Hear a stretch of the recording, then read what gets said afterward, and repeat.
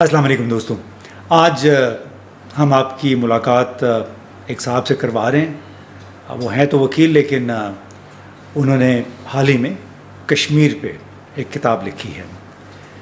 بہت اچھے ہمارے دوست ہیں اور بہت عرصے سے پاکستان اور بھارت کے تعلقات پہ بھی بڑی گہری نظر ہے۔ انہوں نے جو کتاب لکھی سائلنسنگ کشمیر، آپ یہ دیکھ رہے ہوں گے اس پہ اسکرین پہ، اس میں بہت سارے واقعات کا ذکر ہے کشمیر سے ریلیٹڈ، اور خاص طور پہ اس جون کا مہینہ بڑی اہمیت کا حامل ہے کشمیر کے لیے، اس لحاظ سے کہ 1999 میں اس مہینے کے دوران بہت مار دھاڑ ہو رہی تھی کارگل کے سیکٹر میں۔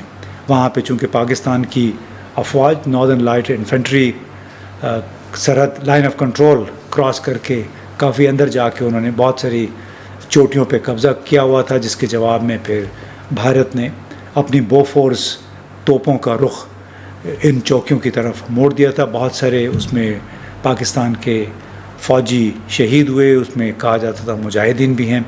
لیکن جو سائلنسنگ کشمیر نامی کتاب ہے، ہم نے سوچا اس میں جو کارگل کے حوالے سے ایک پورا چیپٹر ہے، تو ہم نے سوچا کہ اس پہ بات کریں ہم انیس جیلانی صاحب سے۔ بہت بہت شکریہ، السلام علیکم، آپ نے یہ وقت نکالا۔ تو یہ بتائیے کہ کارگل کی پاکستان اور بھارت تعلقات میں کیا اہمیت ہے؟ اس سے کارگل کا جو آپریشن ہوا، جو کہ فروری بتایا جاتا ہے، فروری 1999 میں، بلکہ اس سے پہلے شروع ہوا، اور پھر 4 جولائی کو اس کا اختتام ہوا ایک معاہدے کے ساتھ جو کہ واشنگٹن میں ہوا۔ تو اس آپریشن کے ذریعے کشمیر کاز کو نقصان ہوا یا فائدہ ہوا؟ میں سمجھتا ہوں کہ کارگل سے جو پوری کشمیر کی کوز ہے اس کو بہت زیادہ نقصان ہوا، اور تاریخ بڑی مختلف ہو سکتی تھی اگر کارگل نہ ہوتا۔ میرے خیال میں اب آپ کو کوئی بھی ایسا شخص پاکستان میں نہیں ملے گا جو کارگل کو ڈیفینڈ کر سکے۔ میں خود اس چیز میں دلچسپی رکھوں گا کہ اگر جنرل مشرف ہمارے درمیان میں موجود ہوتے تو وہ اس کو کس طریقے سے ڈیفینڈ کر رہے ہوتے۔ اس کی وجہ ہے کہ آپ اس طرح سے دیکھیں کہ جو انڈیا کے وزیر اعظم تھے وہ فروری 1999 میں لاہور آئے، اور انہوں نے یہاں پر آ کے ایک بہت ہی مثبت قدم اٹھایا تھا، بہت ایک یوفوریا تھا دونوں ممالک کے اندر، اور جیسے کہ آپ کو بھی یاد ہوگا کہ تاریخ خاصی مختلف ہو گئی تھی، اور دونوں طرف کے عوام جو ہیں ان میں ایک بہت خوشی کی لہر دوڑی ہوئی تھی، اور اس پہ کچھ 2-3 معاہدے بھی ہوئے جن کی فرینکلی کوئی اتنی اہمیت نہیں ہے، جو لاہور میں انہوں نے MOU سائن کی ہے یا ایگریمنٹس کی، لیکن یہ تو اس کے لیے کوئی اتنی پلاننگ تو نہیں ہوئی تھی لاہور وزٹ کے لیے، تو وہ ایک آپ سمجھ سکتے ہیں کہ ایک پہلا قدم تھا۔ لیکن افسوس کی بات یہ ہے کہ فروری میں یہ وزٹ ہوئی تھی، اور مئی کے اندر ہم کارگل میں موجود تھے اور ہم نے چوٹیوں پر قبضہ کیا ہوا تھا۔ تو اگر آپ باقی چیزوں کو بالکل چھوڑ دیں اور آپ اس چیز کو صرف بھارت کے جو وزیر اعظم ہیں ان کے ذاتی پوائنٹ آف ویو کی طرف سے دیکھیں، تو آپ دیکھ سکتے ہیں کہ کتنی زیادہ اس شخص کو شرمندگی ہو رہی ہوگی واجپئی کو، کہ آپ نے رسکس لیے، جن بہت سارے لوگ ان کو کرٹیسائز بھی کر رہے ہوں گے کہ آپ لاہور نہ جاؤ، وہ لاہور گئے، ٹھیک ہے، اس کرٹیسزم کے باوجود، اور صرف 3 ماہ کے اندر اندر جن لوگوں کے سے آپ ملنے گئے تھے انہی لوگوں نے آپ کی کمر میں جو ہے خنجر گھونپ دیا۔ تو وہ بہت زیادہ شرمندگی تھی، اور میرے خیال میں وہ بہت عرصہ لگا پھر اس چیز کو اوور کم کرنے میں۔ یہ تو اس کا ایک پہلو ہے۔ دوسرا اس کا جو پہلو ہے وہ یہ کہ اس کا ہمیں فائدہ کیا ہوا، ہمیں کیا فائدہ ہوا اس کا کوئی فائدہ نہیں ہوا۔ لیکن ایک مفروضہ یہ تھا جن لوگوں نے بھی یہ کام کیا کہ اس سے ہم کشمیر کو بین الاقوامی سطح پہ بہت اجاگر کر دیں گے، اس کو انٹرنیشنلائز کر دیں گے۔ تو کیا انٹرنیشنلائز ہوا، اور کیا وہ مثبت انداز میں ہوا یا منفی انداز میں؟ اور آپ نے سوال کا جواب خود ہی دے دیا، لیکن یہ کہ بالکل منفی انداز میں ہوا۔ بین الاقوامی طور پہ اجاگر یقیناً ہوا، لیکن منفی انداز میں ہو گیا، وہ ہمارے گلے میں آ گیا۔ اس کی وجہ ہے کہ ہمارا یہ خیال تھا کہ کیونکہ پچھلے سال دونوں ممالک نے ایٹمی دھماکے کیے تھے، تو اس کے بعد ایٹمی قوت بن گئی تھی. تو جن لوگوں نے بھی اس کو پلان کیا تھا یہ سوچ کے پلان کیا تھا کہ جب ایٹمی دھماکے کے بعد اب ایٹمی قوت ہے، تو جب درمیان دونوں ممالک کا کانفلکٹ آئے گا تو وہ ساری دنیا جو پینک کر جائے گی اور وہ فوری طور پہ انڈیا کے اوپر پریشر ڈالے گی کہ مسئلے کو حل کرو. تو وہ مسئلے کا حل کی طرف تو وہ آئے نہیں، وہ الٹا اس چیز پر ان کا سارا ایمفیسس تھا کہ آپ اپنا جو فورسز ہیں ان کو کارگل سے وڈرا کریں، اور اس چیز پہ کرٹیسزم تھا کہ آپ اپنے فورسز جو ہے پیس ٹائم کے اندر آپ نے گھسا کیوں دیے ہیں. تو وہ منفی انداز تھا، اس کا فائدہ نہیں ہوا. لائن آف کنٹرول پہ کیا امپیکٹ ہوا اس کا؟ آپ نے اپنی کتاب میں بھی لکھا کہ لائن آف کنٹرول میں دیکھیں پوری ایک اسٹریٹجی بنائی گئی تھی. جنرل مشرف پہ جب بھی تنقید کی جاتی تھی، انڈیا کے اندر بھی تنقید کی جاتی تھی. جنرل مشرف یقیناً بہت he was a good PR person, press conferences میں اور جو پریس تھے اس کا سوالات کا بہت اچھے جواب دیتے تھے. ان سے جب بھی یہ سوال کیا جاتا تھا کہ کارگل کیوں حملہ کیا، آپ نے کیوں کیا، تو وہ اس کا ایک ہی جواب دیتے تھے، کہتے تھے تم لوگ سیاست میں کیوں گھسے ہو؟ اگر پیس ٹائم کی بات کر رہے ہو کہ ٹھیک ہے ہم کارگل میں پیس ٹائم میں گھسے، تو وہ کہتے ہیں 1984 میں بھی پیس ٹائم تھا، تم کیوں گھس گئے تھے سیاست میں؟ تو وہ ان کا جو پلاننگ تھی وہ یہ تھی کہ جو ایک روڈ جا رہی ہے کشمیر سے سیاشن کی طرف اور لداخ کی طرف، اور وہ روڈ جو ہے وہ کارگل ہائٹس کے سامنے سے گزرتی ہے، زوجیلا پاس وغیرہ جو ہے وہاں پر ہے. تو انہوں نے یہ سوچا تھا کہ جب ہم کارگل ہائٹس کے اوپر بیٹھ جائیں گے جا کے، تو ہمارے جو فوج ہوگی اور مجاہدین ہوں گے وہ اس روڈ کو ہٹ کر سکیں گے، جو یقیناً وہ کر رہے تھے. اور اس کی وجہ سے وہ جو ٹریفک ہے اور وہ جو ساری سپلائی لائن ہے ٹو سیاچن وہ رک جائے گی. بنیادی طور پہ مفروض یہ تھا کہ ہم اس لائن کو کاٹ دیں گے. ایگزیکٹلی وہ کاٹ دیں گے اور ان پہ اتنا پریشر ڈالیں گے کہ اس کے بعد سیاچن پہ سمجھوتا ہوگا. لائن تو کٹ گئی لیکن انڈیا نے سمجھوتا نہیں کیا، اور ہمارا یہ خیال تھا کہ کیونکہ دونوں قومیں جو ہیں وہ ایٹمی قوت بن گئی ہیں تو انڈیا فائٹ بیک نہیں کرے گا. پلاننگ یہ تھی کہ انڈیا ڈرے گا کہ یہ نیوکلیئر وار نہ ہو جائے اور وہ ہم سے مذاکرات کرے گا. انڈیا نے فل فلیج جنگ شروع کر دی، بوفرز لے آیا وہاں پر، اور وہ بوفرز جو ہے اس سے خاصا ہمیں بہت زیادہ جانی نقصان ہوا. اور یہ ایک بڑی دردناک چیز ہے اور بہت افسوسناک بات ہے کہ وہ ہمارے تقریباً 1000 سے زیادہ جو ہے جوان شہید ہوئے. اور اچھا، ان کو بڑے عرصے تک ہم کہتے رہے کہ وہ مجاہدین. ایگزیکٹلی ہم ان کو ایکنالج بھی نہیں کر رہے تھے. آپ ان کے گھر والوں کی بے بسی دیکھیں کہ آپ کے گھر والے شہید ہو رہے ہیں پاکستان کے لیے، کشمیر کوز کے لیے، اور آپ ان کو ایکنالج بھی نہیں کر سک رہے. زیادتی کی انتہا ہے. اچھا، ان دنوں یہاں پہ جرمنی کے سفیر ہنس یوخم دیر تھے، تو انہیں دنوں تقریباً جولائی کے مہینے کی بات ہے، انہوں نے ان سے جب سوال ہوا کہ آپ کیوں بار بار یہ ناردرن لائٹ انفینٹری کا ذکر کر رہے ہیں، تو یہ تو مجاہدین تھے، یعنی جب ایک پریس کانفرنس کے دوران، تو انہوں نے کہا کہ مجاہدین کے آسمان سے اتر کے آئے تھے، یعنی ان کو کسی نے سہولت کاری کی ہوگی، کسی نے ان کو راستہ بنا کے دیا ہوگا. تو یہ جو اس وقت بحث چل رہی تھی کہ یہ ناردرن لائٹ انفینٹری نہیں تھی بلکہ مجاہدین تھے، اس کا خود پاکستان نے جو اپنا پھر بیانیہ بنایا جب ٹی وی پہ شو ہوئے، آپ نے اکرام سہگل صاحب کا بھی کوئی ذکر کیا ہے کہ انہوں نے بھی کہا کہ انہیں ہمیں خراج تحسین پیش کرنا چاہیے. تو یہ وہ ایک انہیرنٹ کنٹراڈکشن ہے پاکستان کی جو سیاست میں رہی کہ پہلے آپ انکار کرتے ہیں، پھر حالات کے دباؤ میں آ کے آپ اقرار کر لیتے ہیں بالواسطہ طور پہ. میں سمجھتا ہوں معصومیت ہے. آج کل کے زمانے میں جب کوئی بھی چیز چھپ نہیں سکتی، اس طرح کے زمانے میں آپ یہ کیسے کر سکتے ہیں کہ آپ سینکڑوں مجاہدین، کچھ چند بھی نہیں، سینکڑوں مجاہدین آپ کسی ملک کے اندر گھسا دیں، اور اس کے بعد اگر اس پہ بات کی جائے، تنقید کی جائے، تو آپ کہیں کہ نہیں ہمارا تو ان سے کوئی تعلق نہیں ہے، یہ تو مجاہدین ہیں، یہ تو نان اسٹیٹ ایکٹرز ہیں. تو ایسا تو نہیں ہوتا ہے. اور خاص طور پہ اس کی وجہ کہ وہ ایک پوری پروفیشنل جنگ لڑ رہے تھے اور بہت بہادری کے ساتھ جنگ لڑ رہے تھے، اتنی بہادری کے ساتھ کہ ایون جو انڈیا کے فورسز ہیں وہ آج تک اس کو ایکنالج کرتے ہیں اور اس کو اپریشیٹ کرتے ہیں. کرنل شیر خان کی ایک مثال. ایگزیکٹلی کہ وہ اپریشیٹ کرتے ہیں کہ بہت بہادری کے ساتھ انہوں نے جنگ لڑی ہے، اور آپ اس کو ایکنالج نہیں کر رہے، زیادتی ہے۔ تو اس میں شروع میں جو آپ نے بات کی کہ اعتماد بہت خراب ہوا دونوں ملکوں کے درمیان، پاکستان کے اوپر سے اعتبار اٹھ گیا کہ نہیں، جس طرح واجپئی صاحب یہاں پہ آئے، پھر ان کے جو انہیں معلوم نہیں تھا کہ پہاڑوں پہ پاکستان کی طرف سے لوگ یا مجاہدین یا ناردرن لائٹ انفینٹری کے لوگ پہنچے ہوئے ہیں، تو کس حد تک وہ اعتماد جو ہے وہ خراب ہوا، اور اس نے جو پاکستان کے موجودہ اس وقت صورتحال ہے بھارت کے ساتھ تعلقات کی، اس کو سیمنٹ کرنے میں کس حد تک اس کا کردار تھا؟ دیکھیں،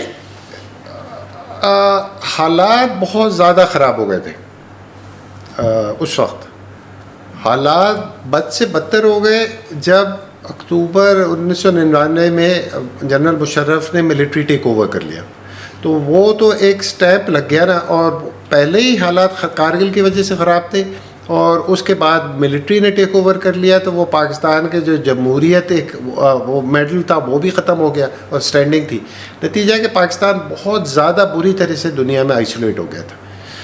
یہ تو اللہ بھلا کرے 9/11 کا، کہ 9/11 آ گیا، جس کی وجہ سے وہ ایک گاڈ سینٹ اپرچونٹی تھی جنرل مشرف کو، یہ بالکل اسی قسم کی اپرچونٹی تھی جیسے جنرل ضیاء جو ہے 1979 میں بیٹھا ہوا تھا، بالکل ٹوٹلی آئسولیٹڈ تھا، کوئی اس کو پوچھ نہیں رہا تھا، اور روس نے افغانستان پر حملہ کر دیا، تو وہ ان کے لیے گاڈ سینٹ اپرچونٹی تھی۔ اسی طرح 9/11 ہو گیا، یہ ان کے لیے تھی، اور بلینز آف ڈالرز آنا شروع ہو گئے، اور اس کو جنرل مشرف نے بہت صحیح طریقے سے ایکسپلائٹ کیا to his advantage, to Pakistan's advantage also to an extent, جس کی وجہ سے ہمیں بہت زیادہ دہشت گردی کے حساب سے بہت زیادہ نقصان ہوا، لیکن پاکستان کے پاس بہت زیادہ پیسہ آیا، پاکستان کی انٹرنیشنل اسٹینڈنگ زیادہ ہو گئی، اور اس انٹرنیشنل اسٹینڈنگ کے دوران ہی جو انٹرنیشنل کمیونٹی تھے اس نے ہم پاکستان پہ اور انڈیا پہ بہت زیادہ پریشر ڈالا کہ آپ اپنے تعلقات کو بہتر کریں، اور اس پریشر کی وجہ سے دونوں ممالک جو ہیں ان کے تعلقات بہتر ہوئے۔ جو واجپئی کے بعد جو منموہن سنگھ جب وزیر اعظم بنے، پھر بھی وہ تعلقات بہتر ہوتے رہے، وہ تعلقات جو ہے وہ رکے ہیں۔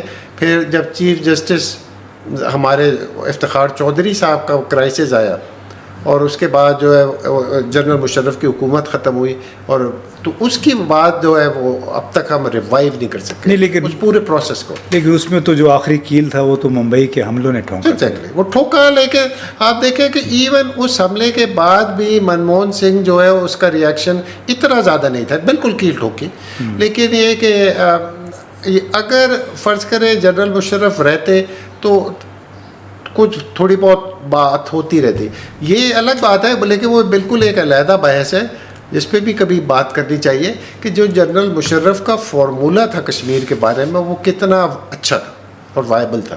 میں سمجھتا ہوں کہ وہ اچھا ہوا کہ وہ فارمولہ نہیں ہوا، اس کی وجہ کہ وہ ایک الگ بات ہے، لیکن یہ کہ وہ فارمولہ جو ہے وہ تو basically it was stabilising the line of control, آپ اس کو ریکگنائز کر رہے تھے۔ اگر آپ نے لائن آف کنٹرول کو ریکگنائز ہی کرنا تھا تو یہ اب تک اب جھگڑا کس بات کا؟ لیکن لائن آف کنٹرول تو میرے خیال میں 4 جولائی کا واشنگٹن میں معاہدہ ہوا وزیر اعظم نواز شریف اور صدر بل کلنٹن کے درمیان، وہاں پہ آپ نے اس لائن آف کنٹرول کو مستقل بارڈر کے طور پہ تو مان لیا، کیونکہ اس میں پاکستان نے یہ ضمانت دی کہ لائن آف کنٹرول کا جو تقدس ہے اس کو ہم آئندہ پامال نہیں ہونے۔ بہت اچھی بات کی آپ نے۔ تو میں اس میں آپ کو اس طرف واپس لانا چاہتا ہوں کہ جو ہم نے شروع میں سوال کیا کہ ہم کشمیر کو انٹرنیشنلائز کرنا چاہتے تھے، یعنی ہمارے لوگوں کی سوچ یہ تھی، اس کا یہ مطلب تھا کہ ہم کشمیر کے لیے بین الاقوامی ریلیونس قائم رکھنا چاہتے تھے۔ تو آپ سمجھتے ہیں کہ جو ریلیونس قائم کرنے والی بات ہے کہ ہم پاکستان کو ریلیونٹ کرنا چاہتے ہیں، کشمیر کو بین الاقوامی طور پہ ریلیونٹ رکھنا چاہتے ہیں، یہ ایک ہمارا المیہ رہا ہے کہ چاہے افغانستان ہو چاہے کشمیر ہو، ہم نے ریلیونس تو پیدا کی لیکن منفی انداز میں، منفی ریلیونس کو ہم نے زیادہ بالواسطہ طور پہ پروموٹ کیا۔ دیکھیں، یہ آپ انٹرنیشنل کمیونٹی کو کرٹیسائز کر سکتے ہیں اس چیز پر کہ 10 سال تک پورا جو مغرب تھا اس نے افغانستان کے اندر جو ہے ملیٹنٹس کو اور مجاہدین کو سپورٹ کیا اگینسٹ سوویت یونین اور ان کو سپورٹ کیا اور سارا مغرب سپورٹ کر رہا تھا. لیکن وہی جو جب اس طرح کی حرکت پاکستان کشمیری مجاہدین کے ساتھ کرتا ہے تو اس کو کرٹیسائز کیا جاتا ہے کہ یہ آپ کیوں کر رہے ہیں, یہ تو دہشت گردی ہے. تو دونوں میں کانفلکٹ ہے بہت زیادہ. اسی طریقے سے یہ بالکل اس قسم کی چیز ہے کہ جس طرح یوکرین میں جو حرکتیں مغرب کر رہا ہے, ٹھیک ہے, روس کے ساتھ اور جیسی جنگ کر رہا ہے, اسی جب روس یوکرین میں وہ حرکت کرتا ہے تو آپ روس کو بہت زیادہ کرٹیسائز کرتے ہیں, لیکن جب وہی حرکت اسرائیل کرتا ہے غزہ میں تو آپ چپ رہتے ہیں.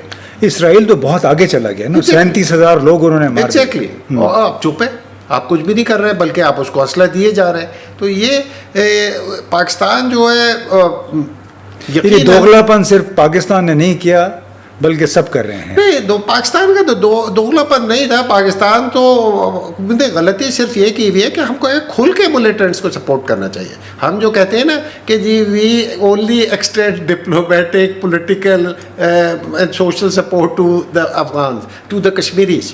آئی think we should go beyond this. We should say کہ جی فریڈم اسٹرگل ہے, فریڈم اسٹرگل ہے, اور ہم فریڈم اسٹرگل میں کشمیری ملیٹنٹس کو سپورٹ کر رہے ہیں. اچھا, وہ اسٹرگل 1948 کی جو اقوام متحدہ کی سیکیورٹی کونسل کر رہا ہے اس کے عین مطابق ہے. دیکھیں, اور فریڈم اسٹرگل ہے, یہ فریڈم فائٹرز ہیں سارے جو کشمیری لڑ رہے ہیں. اگر کشمیری لڑ رہے ہیں, دے آر فریڈم فائٹرز. اگر نیلسن منڈیلا لڑتا ہے اور آج ساری دنیا میں اس کی پذیرائی تو وہ فریڈم فائٹر ہے. اس لیے گاندھی جو ہے وہ فریڈم فائٹر تھا, ٹھیک ہے, اس کو ریکگنائز کیا جاتا ہے انڈیا میں. اور وہ جو انڈین لبریشن وہ تھا نیشنل آرمی کا جو جاپان میں چلا گیا تھا, سبھاش چندر بوس, فریڈم فائٹر. وہ تو دہشت گرد نہیں ہے. اگر آج آپ کشمیری ملیٹنٹس کو کہتے ہیں کہ یہ دہشت گرد ہے تو سبھاش چندر بوس بھی وہ تھا دہشت گرد, پھر نیلسن منڈیلا بھی دہشت گرد تھا. تو یہ دہشت گرد نہیں ہے, لیکن یہ پاکستان جو ہے یہ بیک فٹ پہ جو کھیلتا ہے نا, وہ اس کی سزا آج بھگت رہا ہے. تو اس کی سزا یہ بھی ہے, آپ سمجھتے ہیں صرف اسی بیک فٹ کی وجہ سے بھارت نے کشمیر کا مسئلہ بھی حل کر دیا 5 اگست 2019 کو. دیکھیں وہ آپ ہم لوگ اتنے معصوم ہیں, مطلب اتنے زیادہ معصوم ہیں کہ ہم یہ سمجھتے ہیں کہ اگر آپ کشمیر ہائی وے کا نام سری نگر ہائی وے رکھ دیں تو اس سے جو ہے حالات بدل جائیں گے. خدا خوفی کرے, خدا خوفی کرو کہ یا ہر جمعے کے جمعے آپ جو ہے ہاتھوں کی زنجیر بنا دو ایک کانسٹیٹیوشن ایونیو اسلام آباد میں, تو اس سے تبدیلی آئے گی. اچھا, اس سے آپ سمجھتے جب سری نگر ہائی وے یہ نام رکھا گیا, اس کشمیر ہائی وے کا نام تبدیل کر کے, تو اس سے بھی جو پاکستان کے اندر پالیسی کی اور ذہنی جو پسماندگی ہے اس کا بھی اظہار ہوتا ہے کہ آپ کو اور کچھ نہیں ملا تو آپ نے سڑک کا نام تبدیل کر دیا. مطلب دیکھو امتیاز, میں اگر آپ میرے سے پوچھتے ہیں, میں یہ سمجھتا ہوں کہ آپ کو جو کشمیری مجاہدین ہیں ان کے نام پہ پاکستان کی میجر سڑکوں کے نام رکھنے چاہیے. آپ برہان وانی کے نام پہ رکھو نا نام, ہمت کرو.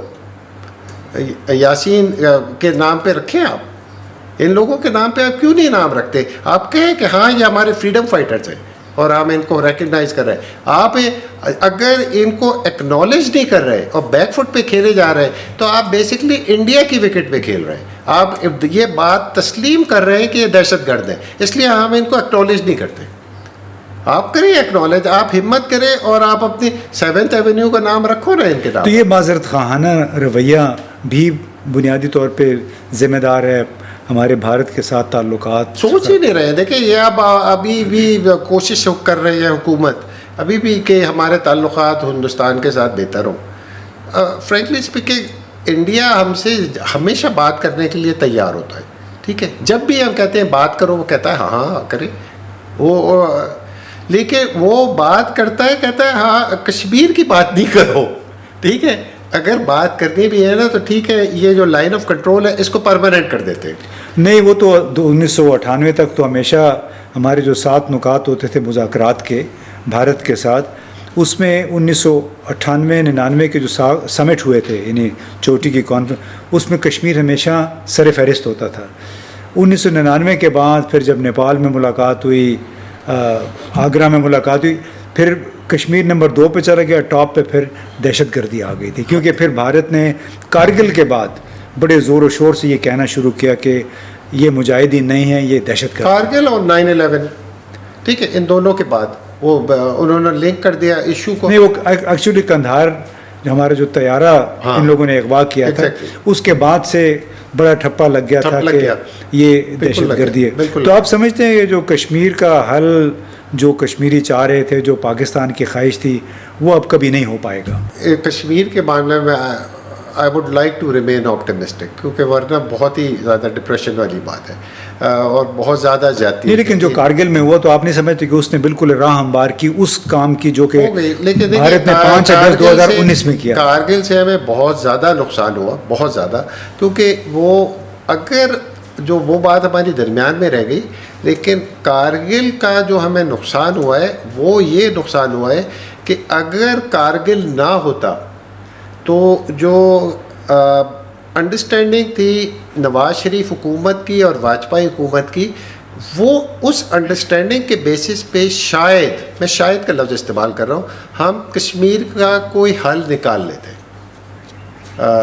جو آج جو حل تو نہیں ہے، جو دہشت گردی کی گئی ہے انڈیا کی طرف سے ہمارے ساتھ کشمیر میں، میرے خیال میں اس سے بہت مختلف ہوتا۔